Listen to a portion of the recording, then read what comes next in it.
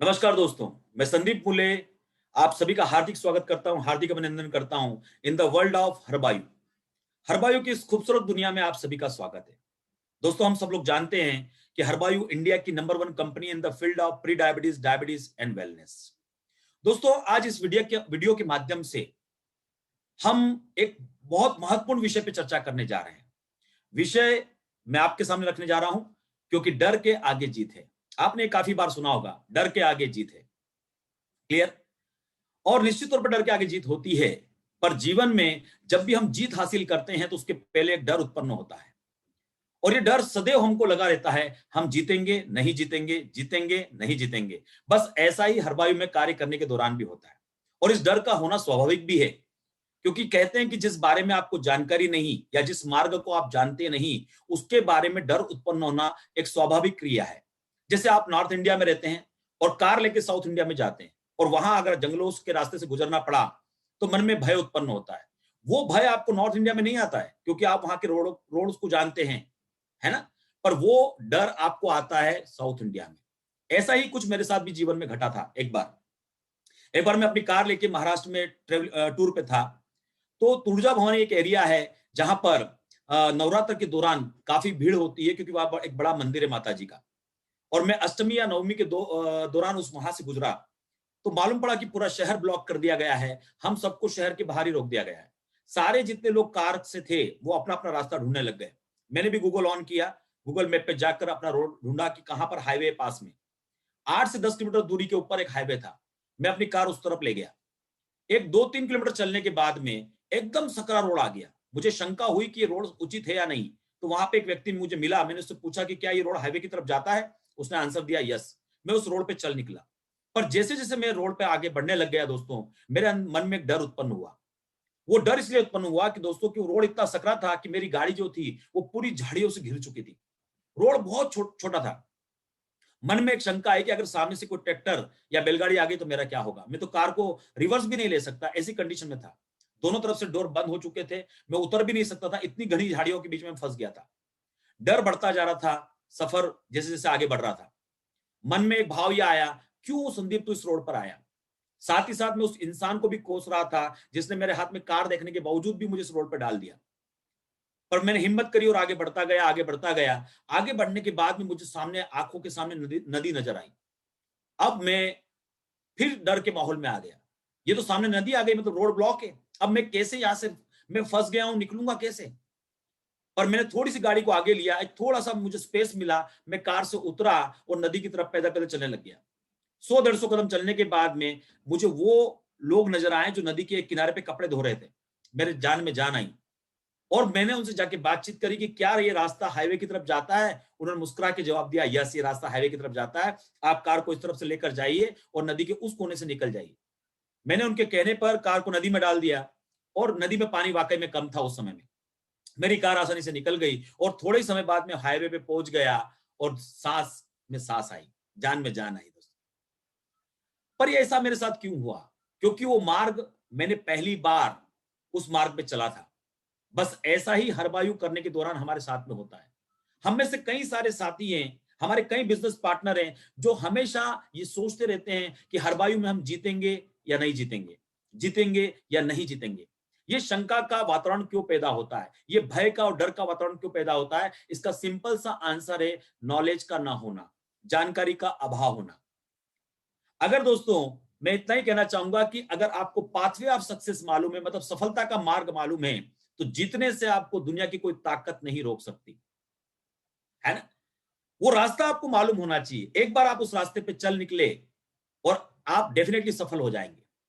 पर जो लोग उस रास्ते को पहले तय कर चुके हैं वो कॉन्फिडेंट होते हैं। जो वो पहली बार रास्ता तय कर रहे हैं उनके अंदर भय का वातावरण होना स्वाभाविक है। पर आज हम एक प्रयास करने जा रहे हैं इस वीडियो के माध्यम से उस भय को भगाने का, उस डर को दूर करने का।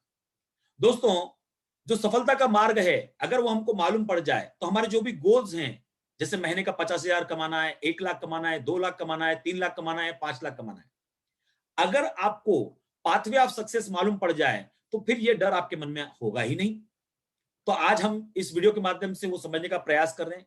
देखिए, आप जानते हैं कि हरबायु के अंदर आपको 2 टीमों का निर्माण करना है, एक लेफ्ट साइड, एक राइट साइड। अब बड़ा सिंपल है। आपका जो भी जीवन का गोल है, 50,000, 1 लाख, 2 लाख या 5 लाख, आपको ये मालूम है कि उसको अचीव करने के लिए कितना टर्नओवर करना होगा, और वो टर्नओवर अगर आप लेफ्ट साइड और राइट साइड करते हैं तो आपका वो चेक अचीव हो जाएगा। अब यहां पर उस टर्नओवर को अचीव करने के लिए आपको ये मालूम होना चाहिए कि एक पर्सन की परचेसिंग से मुझे कितना बीवी मिलेगा। हमने यहां पर एग्जांपल लिया कि एक पर्सन से आपको 1,000 बीवी मिलता है।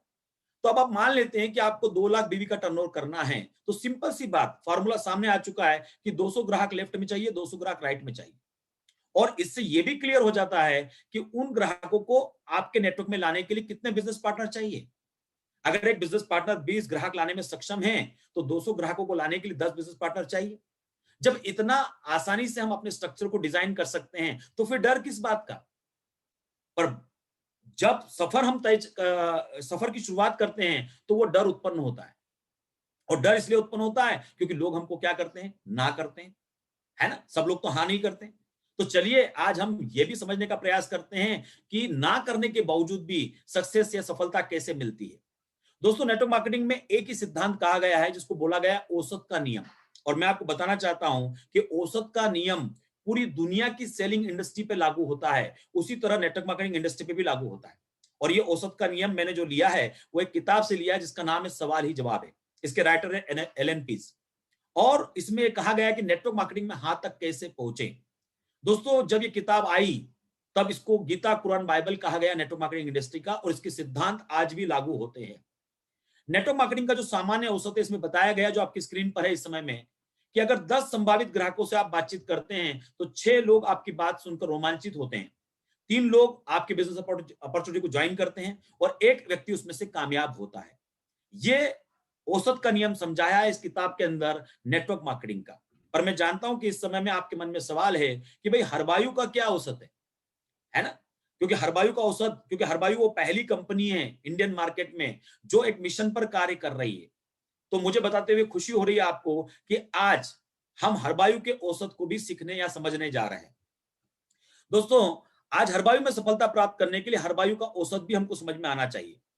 तो यहां पर हमने क्या किया, हमने 100 लीडर्स ऐसे चुनाव किया जो आज 3 साल से, 2 साल से, 1 साल से हरबायू में कार्य कर रहे हैं, और उनसे एक सवाल किया कि 10 संभावित ग्राहकों को अगर आप प्लान दिखाएंगे, मतलब 10 संभावित ग्राहक कौन हुए, 10 डायबिटिक पेशेंट को अगर आप इस मिशन के बारे में बताते हैं, आपका एक प्रॉपर प्रेजेंटेशन करते हैं, उनको रिवर्सल ऑफ डायबिटीज समझाते हैं और कैसे उनका डायबिटीज रिवर्स होगा, जो जो इंफॉर्मेशन है वो प्रॉपर तरीके से उनके सामने प्रेजेंट करते हैं, तो आप ये बताइए कि आपका अनुभव क्या कहता है कि कितने ग्राहक हमारा प्रोडक्ट लेने को तैयार हो जाएंगे।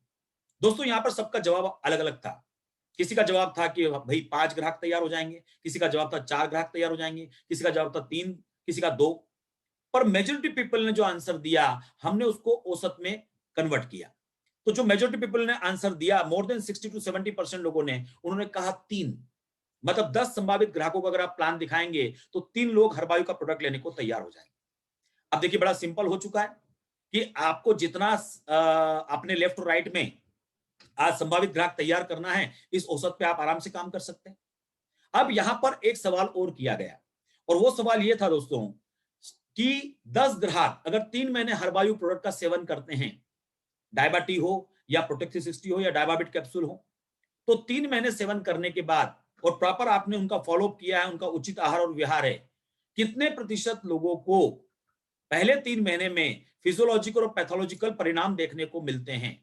यहां पर भी सबका अनुभव अलग अलग था। किसी ने 9 का आंसर दिया, किसी ने 8 का आंसर दिया, किसी ने 7 का आंसर दिया, किसी ने 6 का आंसर दिया। दोस्तों, मैं यहाँ पे कहना चाहूंगा कि मेजोरिटी पीपल को यहाँ पर शामिल किया गया था इस सर्वे के अंदर। क्लियर। सो यहाँ पे आंसर आया लगभग 7 ग्राहक, कि अगर 10 ग्राहक 3 महीने हरबायू का प्रोडक्ट का सेवन करते हैं तो 7 ग्राहकों को पहले 3 महीने में पैथोलॉजिकल और फिजियोलॉजिकल परिवर्तन देखने को महसूस होते हैं। मतलब वो हमारे प्रोडक्ट को लेकर क्या होते हैं, पॉजिटिव होते हैं। दोस्तों, यहां पर अगर हरबायू के 2 औसत आपके सामने आ चुके हैं कि अगर 10 ग्राहकों को आप ये मिशन के बारे में जानकारी देते हैं और 3 आपका प्रोडक्ट लेते हैं, और 10 लोग जो प्रोडक्ट लेते हैं उनमें से 7 को परिणाम मिलते हैं, तो ये एक सर्वश्रेष्ठ औसत है किसी भी कंपनी की कामयाबी के लिए। बहुत बेहतरीन औसत इसको माना गया। और अगर ये 2 बातें आपके सामने क्लियर है, मतलब आपको यहां पर पेशेंट से बिजनेस पार्टनर क्रिएट करना भी क्लियर है। और ये अगर इतना ही आसान है तो फिर आप आसानी से कैलकुलेट कर सकते हैं कि आपके गोल के अनुसार आपको कितना कार्य करना है और ये कार्य को कितने समय में पूर्ण करना है। क्लियर हो रहा है ना? अगर आपका टारगेट है, आपका गोल है 50,000 पर मंथ, तो अकॉर्डिंगली आप इसको स्ट्रक्चर को तैयार कर सकते हैं। आपका टारगेट है 1 लाख का, तो आप 1 लाख के अनुसार तैयार कर सकते हैं, या आपका टारगेट है 5 लाख का, तो आप 5 लाख के अनुसार इसको स्ट्रक्चर को तैयार कर सकते हैं। और हम उसी औसत के नियम की बातचीत कर रहे हैं जो पूरी दुनिया पर लागू होता है। मैं जानता हूं कि यहां पर फिर भी कार्य करने के दौरान कुछ बिजनेस पार्टनर्स का ये कहना होता है, साहब उसने मुझे मना कर दिया। देखिए, मना करना एक स्वाभाविक प्रक्रिया है, क्योंकि सेलिंग की दुनिया में औसत का नियम लागू होता है। हर व्यक्ति हां नहीं करता है, कुछ लोग ना भी करते हैं, पर यहां पर समझना यह जरूरी है कि उनके ना करने का कारण क्या है ना? अगर वो ना करने का कारण आपको क्लियर होता है तो आपका सफर आसान हो जाता है, बिना डर के आप सफर पूरा करते हैं।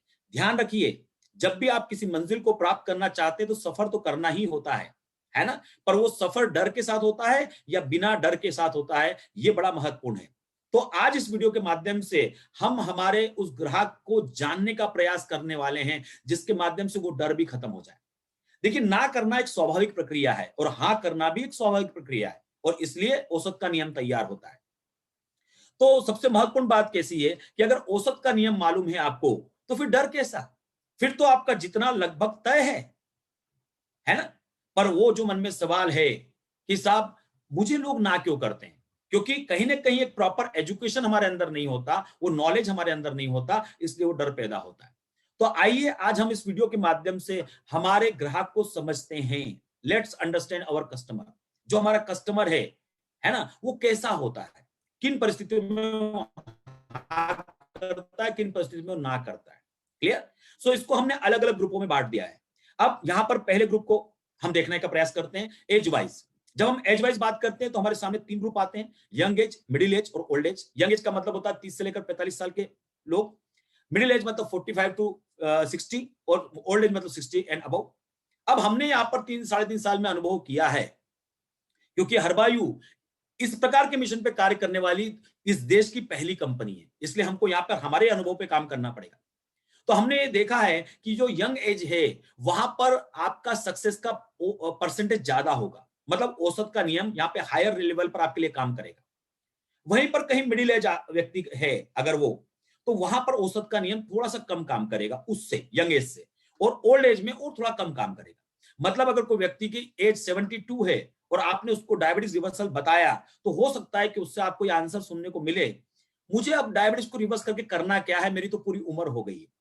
मैं यहां पर एक सावधानी या इसको कहे कि चेतावनी देना चाहूंगा कि यहां पर एक सिद्धांत और नियम को नहीं भूलना है, जो हमको आज सवाल ही जवाब किताब सिखाती है।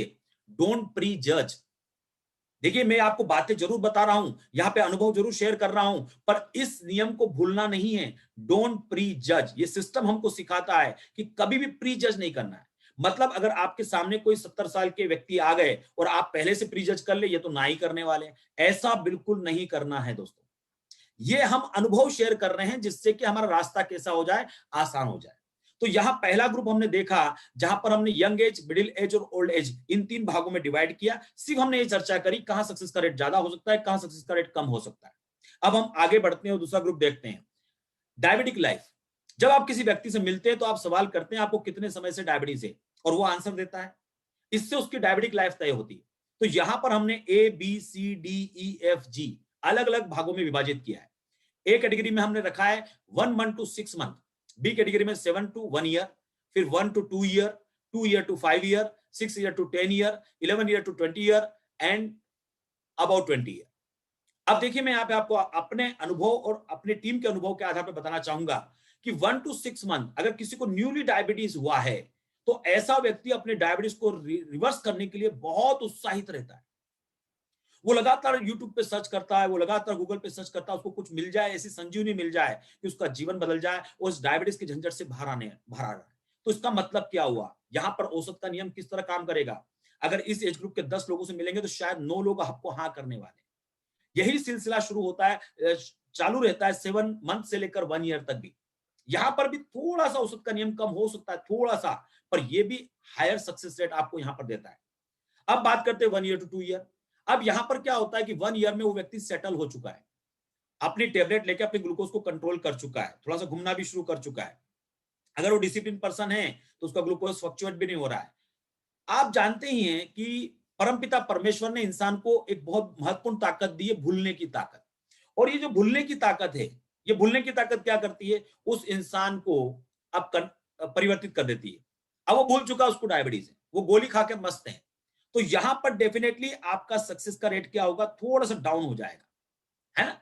अब जहां पर 2 to 5 ईयर में जाते हैं, यहां पर अक्सर लोग हमसे, जिसको अपन कहेंगे कि इत्तेफाक नहीं रखते हैं, क्योंकि वो अब स्टेबल कंडीशन में है। अगर वो डिसिप्लिन है तो वो ज्यादा स्टेबल कंडीशन में है, अनडिसिप्लिन है तो बात अलग है। पर अगर वो डिसिप्लिन है तो बहुत स्टेबल कंडीशन में, तो फिर वो बात को सुनते जरूर हैं, पर एक ही बात कहते हैं, नहीं नहीं ऐसा नहीं होता है। मतलब यहाँ पे औसत का नियम थोड़ा सा डाउन जाता है। पर जैसे आप 6 to 10 ईयर में जाएंगे तो वहां पर फिर दो कैटेगरी बन जाती है। एक ऐसे लोग जो डिसिप्लिन है, एक जो इनडिसिप्लिन है। जिनका डिसिप्लिन प्रॉपर नहीं है, 6 साल अगर डायबिटीज को हो चुके हैं तो उनका डोज रिवाइज हो चुका है, अब इनके मन में डर पैदा हुआ है, यहां पे औसत का नियम फिर बढ़ जाता है। पर जो डिसिप्लिन पर्सन है वो अपनी डायबिटीज को अच्छी तरीके से मेंटेन करते हैं, तो यहाँ पे औसत का नियम फिर घट जाता है। ध्यान दीजिएगा, वो नियम भूलना नहीं है, डोंट प्री जज।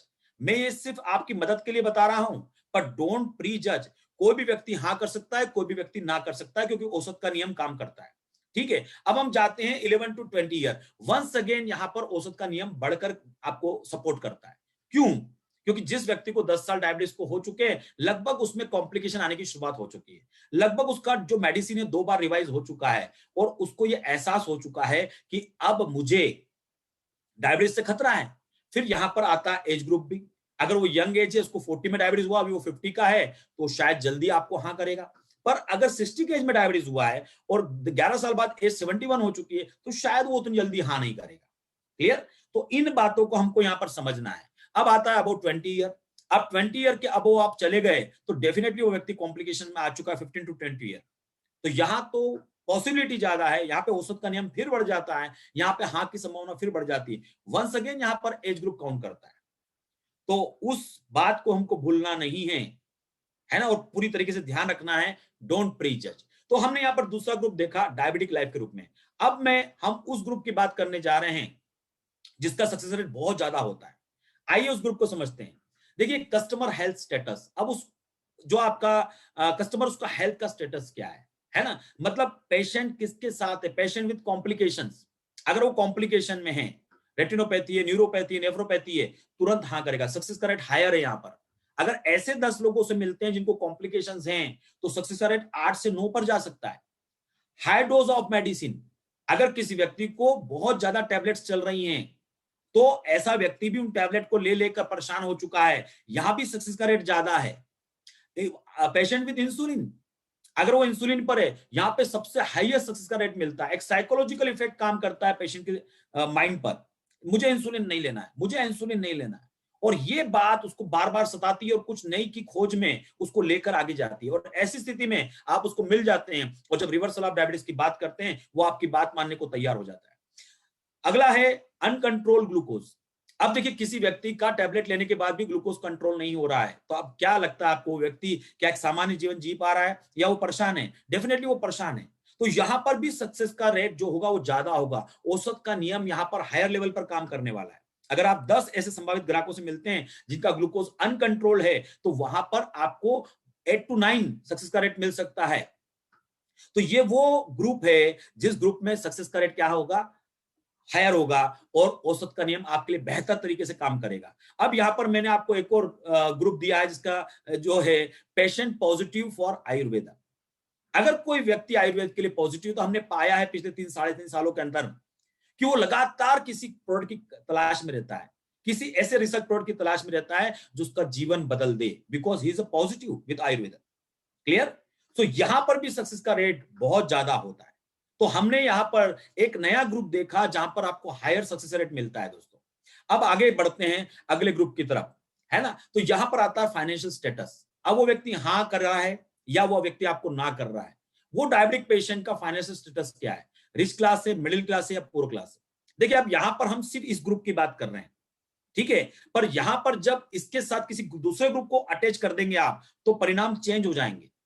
एक स्वाभाविक किसी व्यक्ति से सवाल करें कि भाई इनमें से कौन व्यक्ति आसानी से परचेस करेगा, तो सबका जवाब आएगा रिच क्लास, है ना, मिडिल क्लास। पर पुअर क्लास होगा क्या इसमें? आंसर है नहीं होगा। बट ध्यान रखिए, अगर पुअर क्लास विद कॉम्प्लिकेशन है, अगर उसका ग्लूकोज अनकंट्रोल है, अगर वो इंसुलिन पर है, तो वो यहां पर हाँ करेगा, डेफिनेटली यहां पर क्या करेगा, वो हाँ करेगा। इसलिए मैंने कहा डोंट प्री जज। ये वीडियो आपकी मदद के लिए है, ये वीडियो आपकी हेल्प के लिए। बट नेटवर्क मार्केटिंग इंडस्ट्री हमेशा कहती है और सेलिंग इंडस्ट्री हमेशा कहती है डोंट प्री जज। पर ये सपोर्ट आपको कर सकता है ये नॉलेज, ये जानकारी।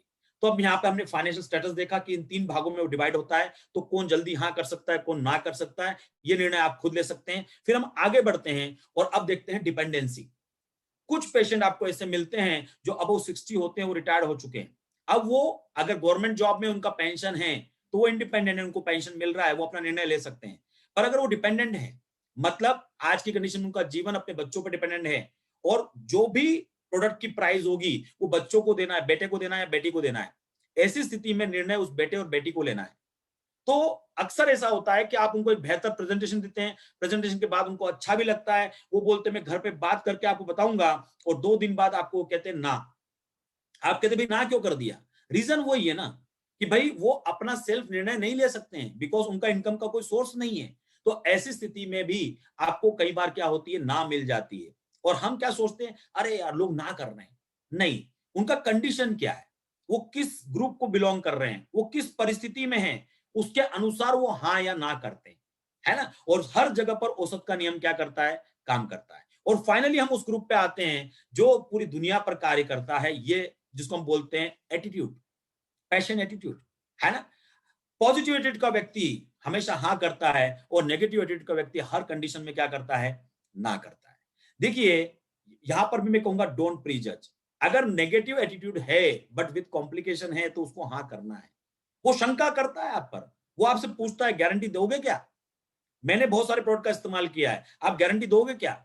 मतलब आप कहेंगे कि साहब गारंटी कैसे दे सकते हैं? क्यों? क्योंकि वो उस तरीके का है व्यक्ति। पर फिर भी उसकी मजबूरी है तो हाँ करेगा, अगर मजबूरी नहीं है तो स्ट्रेट फॉरवर्ड क्या कर देगा, ना कर देगा। तो यहां पर ये पॉइंट भी बहुत महत्वपूर्ण तरीके से काम करता है। अब दोस्तों समझने वाली बात क्या है कि अगर ये सारा नॉलेज और ये सारी जानकारी हमको समझ में आ रहा है, इसका मतलब क्या हुआ? इसका मतलब दोस्तों ये हुआ कि आज की कंडीशन में आपकी सक्सेस बड़ी आसानी से होगी।